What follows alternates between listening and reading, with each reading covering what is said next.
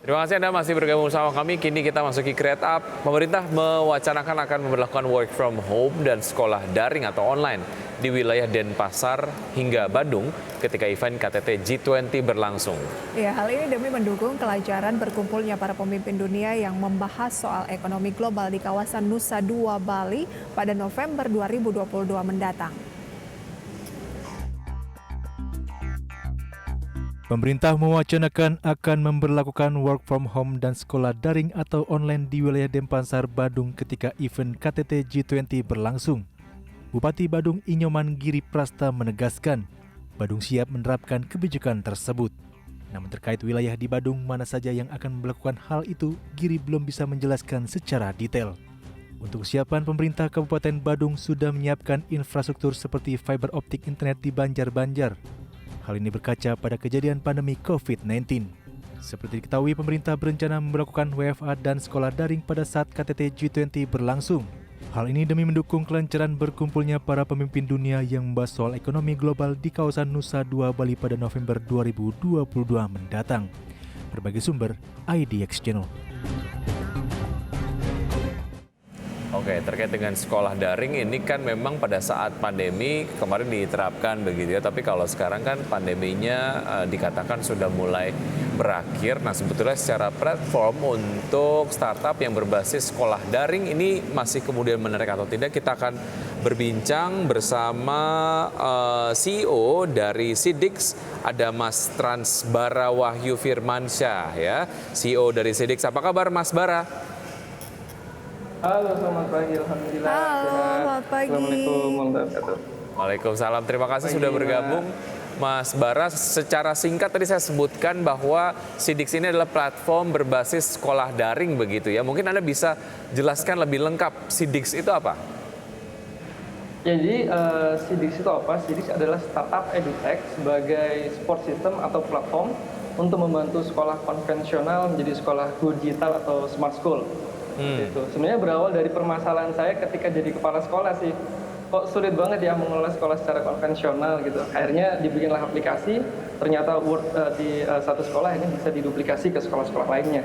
Seperti itu sih, Mas. Oke, artinya lebih ke manajemen ataupun mungkin tata kelola sekolah begitu ya, yang tadinya ditata secara konvensional tapi digitalisasi. Nah, digitalisasinya itu dari apa aja? Ya, jadi kalau misalnya digitalisasinya ini menyeluruh ya, jadi mulai dari yayasan yang digitalkan, ya administrasi dan juga keuangan dan juga seluruh pembelajaran. Jadi baik mulai dari aktivitas akademik maupun non akademik. Kita inginnya menyeluruh dari hulu ke hilirnya untuk seluruh kebutuhan sekolah itu dalam One Gate platform tersebut. Seperti itu. Oke, lantas bagaimana sih Anda melihat saat ini kebutuhan masyarakat untuk sekolah daring tersebut? Ya, sangat menarik ya. Banyak yang berbicara ketika pandemi sudah berakhir, maka sekolah tidak membutuhkan aplikasi. Itu malah terbalik ya, karena sesungguhnya ketika pandemi sudah berakhir, malah banyak sekolah yang sudah teredukasi, well educated ya. Mereka saat ini berlomba-lomba untuk mencari aplikasi sesuai dengan kebutuhan atau karakter sekolahnya. Karena mereka sudah merasakan nih masalahnya ketika mereka nggak pakai teknologi, akhirnya mereka membutuhkan sebuah teknologi tersebut. Jadi aplikasi di sini memang dirancang untuk keperluan daring dan juga keperluan luring, seperti itu. Oke, baik. Artinya kalaupun memang dibutuhkan untuk melakukan kegiatan belajar mengajar secara daring, bisa dilakukan. Tapi kemudian kalaupun memang mau melakukan kegiatan sekolah secara manajemen dan juga belajar mengajar secara luring juga bisa dilakukan melalui platform ini, begitu ya? Ya, betul sekali. Oke. Ya, Mas Bara, sebenarnya apa model bisnis dari Sidix sendiri dan bagaimana Anda melihat keberlanjutan dari bisnis Anda ke depan? Suara saya masuk ya? Ya, Sangat silakan. jelas. Oke. Ya, jadi saya sangat optimis ya terhadap startup yang kami kembangkan ini bisa terus maju karena saat ini aplikasi adalah menjadi kebutuhan pokok daripada sekolah itu sendiri. Dan juga di sisi lain pemerintah juga sudah mencanangkan program sebagai dukungan dan juga bantuan ya baik material maupun non material, yaitu adalah pemerintah membuat program ada yang namanya sekolah merdeka gitu, di mana sekolah harus berdaulat, bisa punya aplikasi sendiri dan sebagainya. Ada juga program guru penggerak gitu kan. Dan bahkan untuk fisiknya itu adalah pemerintah membantu untuk membangunkan infrastruktur berupa BTS di daerah-daerah agar banyak sekolah yang belum terjangkau internet ini nanti bisa mendapatkan akses internet secara optimal seperti itu. Oke, dan sejauh mana SIDIKS perkembangannya saat ini? Berapa banyak guru yang sudah join ataupun juga murid? Sekolah lah ya yang sudah join. Ya, kalau jumlah sekolah yang sudah bergabung menjadi mitra SIDIKS itu sekitar hampir 30 ya, hampir 30-an. Dan itu daerah mana saja Mas Bara? Itu di seluruh Pulau Jawa ya. Sekarang kita lagi Seluruh Pulau Jawa. ke Pulau Sumatera seperti itu. Iya.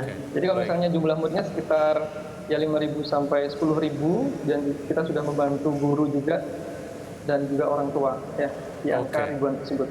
Baik.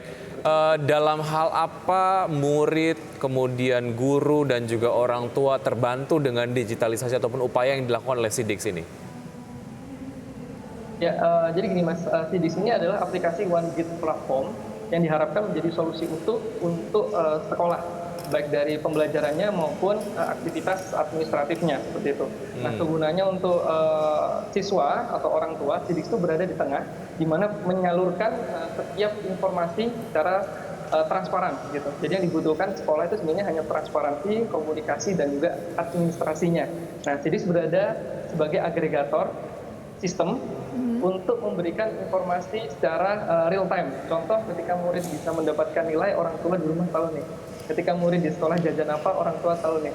Ketika murid mau belajar ya, nilainya sedang di bawah rata-rata, orang tua bisa turut langsung bisa menghandle anaknya gitu. Guru pun seperti itu. Jadi SIDIKS ini sebagai siswa adalah teman siswa atau teman murid, tapi kalau bagi guru, SIDIKS ini adalah asisten guru. Di mana hari ini guru-guru di Indonesia dibebankan oleh beban administratif yang luar biasa padat gitu ya, sehingga jadwal mengajarnya akhirnya cukup sulit. Namun dengan adanya aplikasi ini bisa menjadi asisten, mulai dari pembuatan soal, materi, konten ya, pengerjaan hingga nilai otomatis bisa keluar sampai hasil akhir berupa rapor. Sehingga dengan seperti itu guru bisa lebih mudah. Kalau ngomongin soal sebuah perusahaan yang berbasis teknologi kan pasti ada infrastruktur yang didevelop terus di situ, terus selalu dikembangkan. Bagaimana soal pendanaan? Ya, kami sudah memiliki tim yang cukup dan kami menggulung aktivitas kami dari profit. Singkatnya adalah SIDIKS masih di posisi bootstrap. Jadi kami masih di posisi kami sendiri untuk bootstrapping. Oke. Artinya masih pitching dan lain sebagainya, melakukan lobbying untuk visi begitu ya? Iya, tapi kami fokus untuk menggulung profit yang sudah kami dapatkan. Oke. Artinya ini sudah profit tanpa ada visi ataupun investment dari venture capital?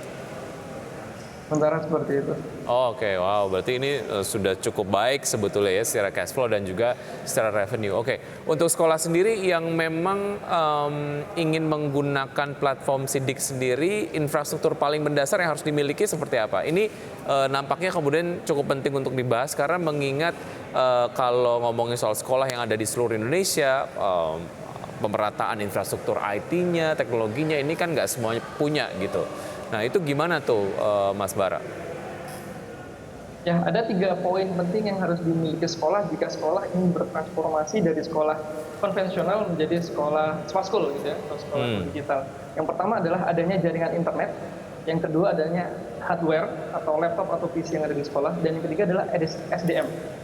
Dengan SDM yang mumpuni, SDM yang ingin berkembang atau ingin belajar lebih tentang teknologi walaupun dia ada di sekolah, itu kita bantu. Karena jadi sudah punya tim pendamping bertujuan atau bertugas untuk meningkatkan pengetahuan guru ataupun pihak sekolah di segi digitalnya atau teknologinya. Seperti itu. Oke, lantas apa tantangan dari SIDIKS saat ini? Karena kan pasti berbicara mengenai sebuah platform digital, nggak semua yang indah-indah doang gitu ya. Nah, apa tantangannya? Ya, ketika saya menemui banyak sekali sekolah dan yayasan, itu tantangannya adalah banyak sekali dari mereka yang trauma karena tidak sedikit pula yang sudah menggunakan aplikasi, namun mereka bekerjasama dengan developer yang mungkin belum amanah gitu ya, belum bisa sesuai dengan kesepakatan, sehingga aplikasi sudah di-develop, setelah itu ditinggal, atau aplikasi sudah jadi, setelah itu tidak di-maintain, tidak di-update. Nah, maka traumatik inilah yang menjadi tantangan terbesar dari tim SIDIX untuk selalu mengedukasi kepada sekolah bahwa sekolah tetap butuh aplikasi. Hari ini atau besok atau tahun depan, suatu saat pun sekolah pasti menggunakan aplikasi. Sama seperti sekarang semua orang menggunakan gadget, ya, dan gadget pun pasti terus bertumbuh dan berkembang dan aktif. Gitu, mereknya sekarang sudah lebih banyak. Oke. Kalau tidak bisa berkembang ya pasti ketinggalan. Oke. Ya, seberapa besar fee kerjasamanya antara sekolah dan juga SIDIX? Maksudnya fee kerja seperti apa? Ketika saya ataupun Wiki punya sekolah yang ingin bekerja sama dengan SIDIX gitu, gimana mekanismenya? Atau Ya, harus bayar membership kah atau apa? Oke. Ya, kalau misalnya model bisnisnya yang menarik adalah kami menggunakan model bisnis subscription. Jadi itu biayanya dibebankan kepada siswa, ya. Dalam hal ini adalah orang tua yang membayar SPP seperti itu ya. Nanti sekolah memberikan pembiayaan ke kami. Jadi bahasanya adalah kami mengajak sekolah itu untuk patungan. Karena tidak mungkin sekolah menyediakan server ya ke dedicated yang ke sekolah mereka secara fisik, karena itu akan memakan banyak biaya dan cost. Sehingga bahasanya adalah kita mudahkan dengan tim SIDIX yang menghandle seluruh aktivitas server dan juga sistem dan teknologi. Berapa besar? Aktivitas guru, murid, dan wali murid tinggal terima beres saja. Oke, biayanya berapa tuh kira-kira? Ya, kita bervariasi ya, tergantung modul yang digunakan. Itu per siswa per bulannya, kita mulai dari Rp5.000. Oke, cukup terjangkau ya untuk orang tua murid. Singkat saja, target ke depan SIDIX seperti apa, Mas? Ya, kami punya mimpi ya, SIDIX ini akan menjadi super effort school. Ya, dan karena masa depan Indonesia hari ini itu, karena masa depan Indonesia itu dipegang oleh generasi yang hari ini duduk di bangku sekolah. Sehingga kami ingin berkontribusi untuk Indonesia Emas di tahun 2045. Jadi bersama SIDIX harapannya sekolah jadi mudah. Oke. Thank you banget Mas Bara atas sharing informasinya. Semoga SIDIX semakin berkembang lagi begitu ya, dan berguna bagi murid-murid dan juga sekolah-sekolah di tanah air. Sukses selalu. Baik, thank you Mas Bara, sampai jumpa. Itu dia pemirsa perbincangan menarik di Kreatif kali ini, dan kami sudah 90 menit menemani Anda dalam Power Breakfast. Ya, betul sekali, dan semoga pembahasan hari ini dapat menjadi referensi dan sumber informasi untuk Anda. Tetap perbarui informasi Anda hanya di IDX Channel, The Trustworthy Economic Business and Capital Market Channel. Saya Wiki Adrian. Dan saya Prisa Somodatu. See you in the morning.